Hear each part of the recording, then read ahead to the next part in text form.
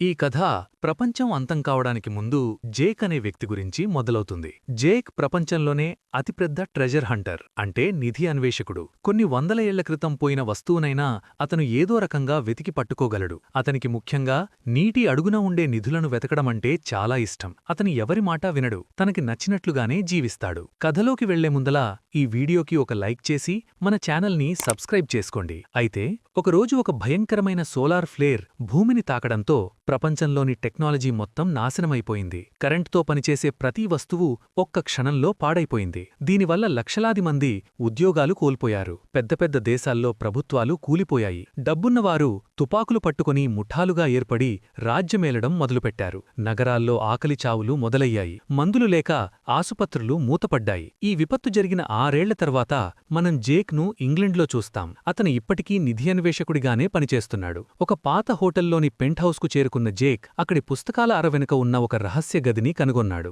చిన్న బాంబులతో స్టీల్ తలుపును పేల్చేసి లోపలికి వెళ్లాడు. అక్కడ ఒక సేఫ్ లాకర్ ఉంది. జేక్ తన తెలివితేటలతో ఫింగర్ ప్రింట్స్ ఆధారంగా పాస్వర్డ్ కనిపెట్టి దాన్ని తెరిచాడు. అందులో కొన్ని పాత మ్యూజిక్ రికార్డ్సున్నాయి. పాస్వర్డ్ పేరుతో ఉన్న రికార్డును ప్లే చేయగానే మరో రహస్య తిజోరీ తెరుచుకుంది. అందులో నుండి అతను ఒక అత్యంత ఖరీదైన వయోలిన్ తీశాడు. అప్పుడే పోలీస్ యూనిఫాంలో ఉన్న కొందరు రౌడీలు అక్కడికి వచ్చి ఆ వయోలిన్ తమకు ఇచ్చేయమని జేక్ను బెదిరించారు. జేక్ నిరాకరించడమే కాకుండా ఒక్క అడుగు ముందుకు వేసినా మీలో ఎవరూ ప్రాణాలతో పోరు అని హెచ్చరించాడు. రౌడీలు వినకుండా దాడి చేయడంతో జేక్ కాల్పులు జరిపాడు. తన దగ్గర ఉన్న తుపాకీతో ఒక్కొక్కరిని మట్టి కరిపించాడు. బుల్లెట్లు అయిపోగానే తన మార్షల్ ఆర్ట్స్ శక్తులతో వారిని చితగ్గొట్టాడు. పారిపోతున్న ఒక వ్యక్తి వీపుపైకి జేక్ ఒక బ్లేడ్ను విసిరాడు. ఆ ముఠానాయకుడు ఆ బ్లేడ్ను పట్టుకుని తను చాలా గొప్పవాడినని అనుకుంటూ జేక్ తన మధ్యవేలు చూపిస్తూ టాటా చెప్పాడు. వెంటనే ఆ బ్లేడ్లో అమర్చిన బాంబు పేలిపోయి ఆ లీడర్ అక్కడికక్కడే ఖతమైపోయాడు.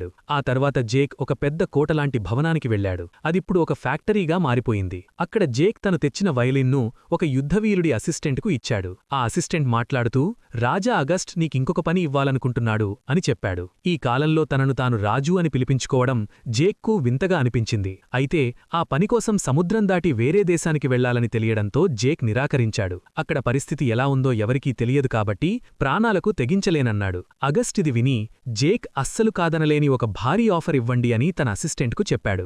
జేక్ తన ఇంటికి చేరుకున్నాడు. అతని ఇంట్లో ఒక పాత విరిగిపోయిన బోటుంది.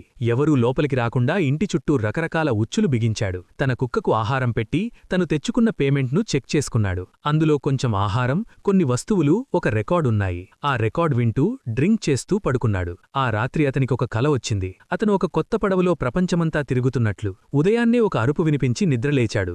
బయటకు వెళ్లి చూస్తే ఒక సిపాయి అతను పన్నిన ఉచ్చులో చిక్కుకొని ఉన్నాడు. రాజు నిన్ను కలవాలనుకుంటున్నాడు అని అతను చెప్పాడు. జేక్ అతన్ని అలాగే వదిలేసి నేరుగా అగస్ట్ను కలవడానికి వెళ్లాడు. అగస్ట్ తన సిపాయిలతో కలిసి ఒక గోదాంలో జేక్ కోసం ఎదురుచూస్తున్నాడు. నేను చాలామందితో ఈ పని చేయించాలనుకున్నాను, కానీ నీకున్న తెలివితేటలు ఎవ్వరికీ లేవు. నేను మళ్లీ పాత రోజుల్లాంటి ఒక వ్యవస్థను నిర్మించాలనుకుంటున్నాను అని అగస్ట్ చెప్పాడు. జేక్ ఆసక్తి చూపించకపోవడంతో అగస్ట్ అసలు ఆఫర్ బయటపెట్టాడు. ఈ పని పూర్తి చేస్తే నీకొక సరికొత్త బ్రాండ్ న్యూ బోట్ ఇస్తాను. ఆ మాట వినగానే జేక్ కళ్ళు మెరిశాయి. అసలు మిషన్ ఏమిటంటే ప్రపంచ ప్రసిద్ధ మోనాలిసా పెయింటింగ్ను వెదికి తీసుకురావడం. ప్యారిస్ నగరంపై దాడి జరిగినప్పుడు ప్రభుత్వం తన నిధులన్నిటినీ ఒక రహస్య గదిలో దాచిపెట్టింది. జేక్ తన కుక్కను అగస్ట్ అసిస్టెంట్కు అప్పగిస్తూ నేను తిరిగి రాకపోతే దీన్ని జాగ్రత్తగా చూసుకో అని చెప్పి బయలుదేరాడు. ఎయిర్పోర్ట్కు వెళ్లాక జేక్ కాస్త కంగారుపడ్డాడు. ఎందుకంటే ఆ విమానం నిండా బుల్లెట్ రంధ్రాలున్నాయి. అగస్ట్ మ్యాప్ చూపిస్తూ దారిలో ఎక్కడెక్కడ శత్రువులు ఉంటారో వివరించాడు. ప్యారిస్ సిటీ సెంటర్లో నా మనిషి నిన్ను కలుస్తాడు, అతను నిన్ను గైడ్ చేస్తాడు. పెయింటింగ్ దొరికిన 3 గంటల్లో నిన్ను అక్కడి నుండి తీసుకురావడానికి నేను ఏర్పాట్లు చేస్తాను అని అగస్ట్ హామీ ఇచ్చాడు. జేక్ ఆ పాత విమానంలో ప్యారిస్ వైపు పయనమయ్యాడు.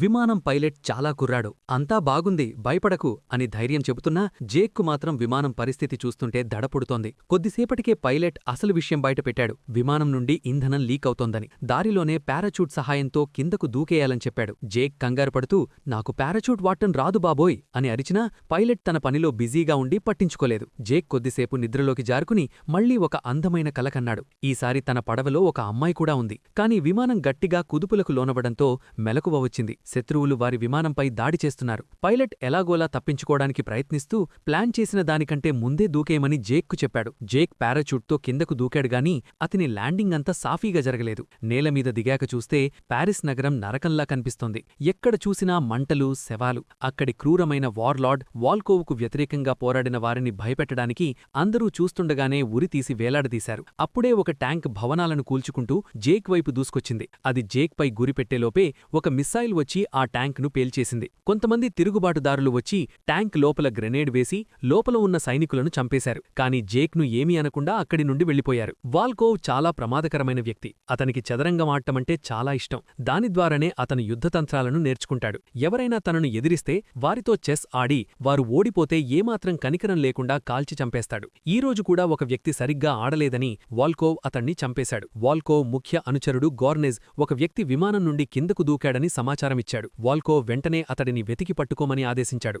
మరుసటి రోజు ఉదయం జేక్ నగరంలోని మరో ప్రాంతానికి చేరుకున్నాడు. అక్కడ ప్రజలు ఆకలితో, భయంతో బతుకుతున్నారు. జేక్ ఒక కారు వెనక తన ఖరీదైన బట్టలను దాచిపెట్టి పాత బట్టలు వేసుకున్నాడు. అప్పుడే సైనికులు వచ్చి ప్రజలను బెదిరిస్తూ కర్ఫ్యూ నిబంధనలు వివరిస్తున్నారు. జేక్ అక్కడి నుండి జారుకోవాలని చూస్తుండగా సైనికులు అతడిని చుట్టుముట్టారు. జేక్ తన బ్యాగులు ఒక సైనికుడి ముఖంపైకి విసిరి మెరుపు వేగంతో దాడి మొదలుపెట్టాడు. ఒకరి చేతిని కారు తలుపులో నొక్కి మరొకరి తలను అద్దానికి కొట్టి కింద పడేశాడు. ఒక సైనికుడు కత్తితో దాడి చేయబోగా జేక్ అతడిని చాకచక్యంగా ఎదుర్కొని అదే కత్తితో అతడిని చంపేశాడు. క్షణాల్లో అందరినీ మట్టి కరిపించి జేక్ వెళ్లిపోతుండగా మరో సైనికుడు తుపాకీతో జేక్ను కాల్చబోయాడు. కాని అతను ట్రిగ్గర్ నొక్కేలోపే ఒక అమ్మాయి వచ్చి మెరుపు వేగంతో అతని గొంతు కోసేసింది. ఆమె పేరు డ్రియా. డ్రియా స్వయంగా అగస్టు కోసమే పనిచేస్తోంది. ఇప్పుడు ఆమె జేక్కు తోడుగా ఉంటుంది. జేక్ విమానం నుండి దూకినప్పటి నుండి ఆమె అతడిని గమనిస్తూనే ఉంది. నీకు నిన్ను నువ్వు కాపాడుకునే సత్తా ఉందో లేదో చూడాలనుకున్నాను. చేతగాని వాడివడితే నిన్ను అక్కడే వదిలేసేదాన్ని. ఎందుకంటే ముందున్నది సామాన్యమైన యుద్ధం కాదు అని ఆమె జేక్తో తేల్చి చెప్పింది. శత్రువుల కళ్లుగప్పి వారిద్దరూ చర్చిలోకి ప్రవేశించారు. అక్కడ ఫాదర్ శాంసన్ వారిని కలిశారు.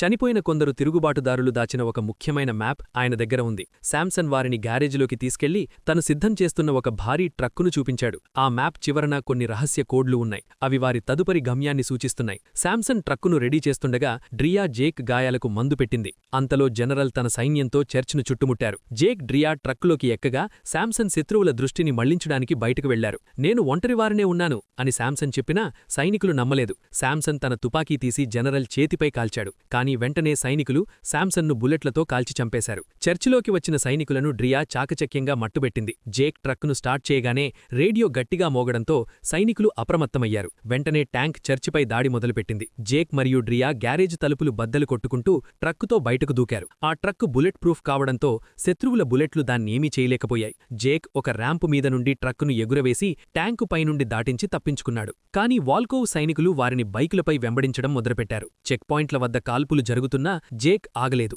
ఒక బిల్డింగ్ లోపలికి ట్రక్కును పోనిచ్చి ట్యాంక్ దాడుల నుండి తప్పించుకున్నాడు. టనెల్లో కూడా శత్రువులు వెంటాడారు. డ్రియా గ్రెనేడ్లు విసిరి బైకర్లను పడగొట్టింది. జేక్ తన డ్రైవింగ్ నైపుణ్యంతో ట్యాంక్ పేల్చిన గోళాలు శత్రువులకే తగిలేనో ప్లాన్ చేశాడు. అలా ఎన్నో అడ్డంకులను దాటుకుంటూ ప్రాణాలకు తెగించి జేక్ మరియు డ్రియా చివరకు ఆ ప్రమాదకర ప్రాంతం నుండి సురక్షితంగా బయటపడ్డారు.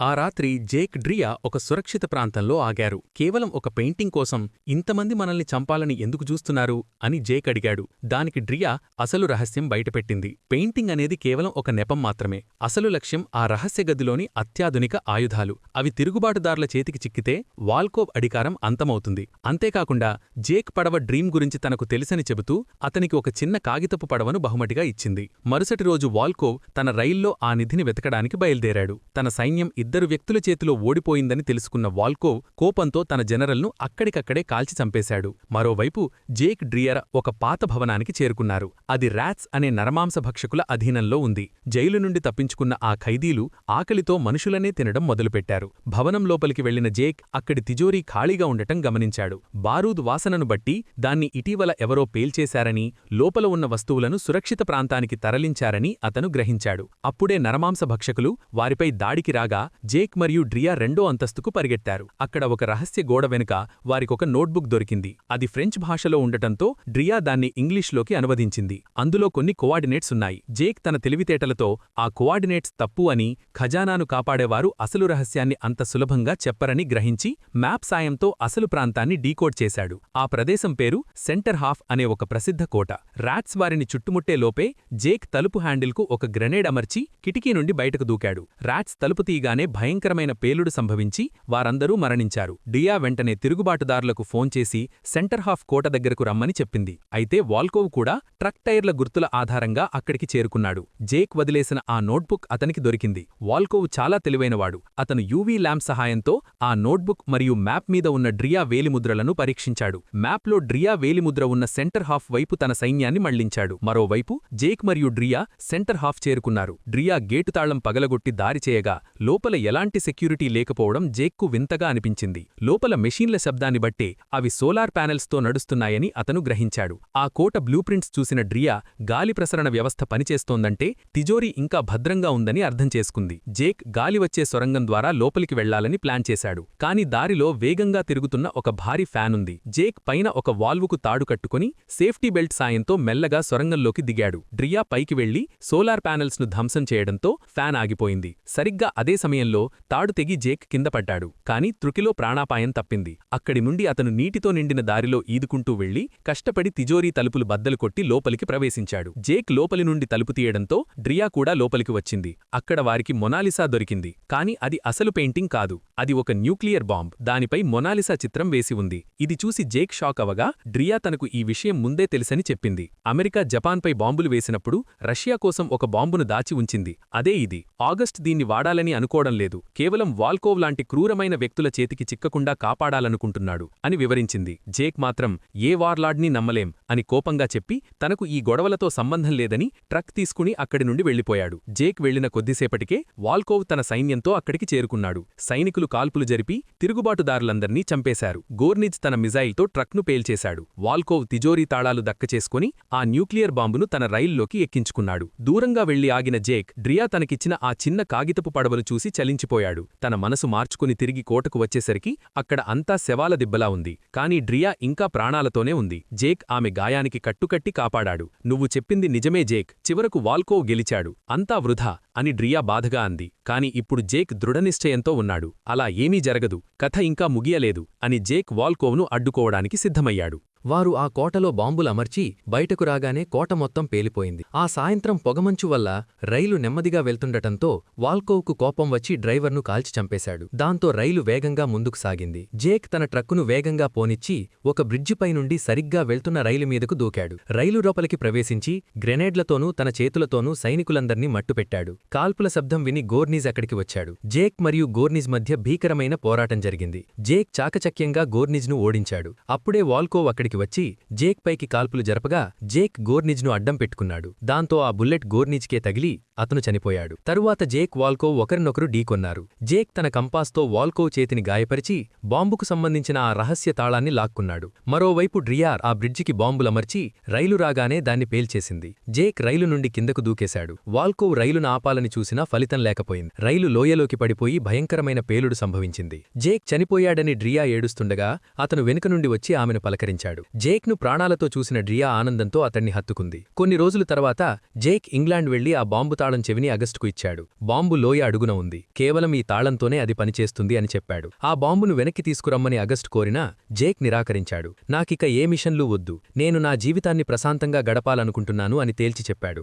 అగస్ట్ ఇచ్చిన మాట ప్రకారం జేక్కు ఒక కొత్త బ్రాండ్ న్యూ బోట్ ఇచ్చాడు. జేక్ డ్రియా ఒకరినొకరు ఇష్టపడ్డారు. వారు ఆ పడవపై ప్రపంచమంతా చుట్టిరావాలని నిర్ణయించుకున్నారు. చివరగా అగస్ట్ తన రహస్య గదిలో ఆ తాళం చెవిని భద్రపరిచాడు. అక్కడ మనకు ఒక ఆశ్చర్యకరమైన విషయం కనిపిస్తుంది. అగస్టు దగ్గర అసలైన మోనాలిసా పెయింటింగ్ అప్పటికే భద్రంగా ఉంది. అలా జేక్ సాహసయాత్ర సుఖాంతమైంది. అలాగే ఈ వీడియోకి ఒక లైక్ చేసి మన ఛానల్ని సబ్స్క్రైబ్ చేసుకోండి.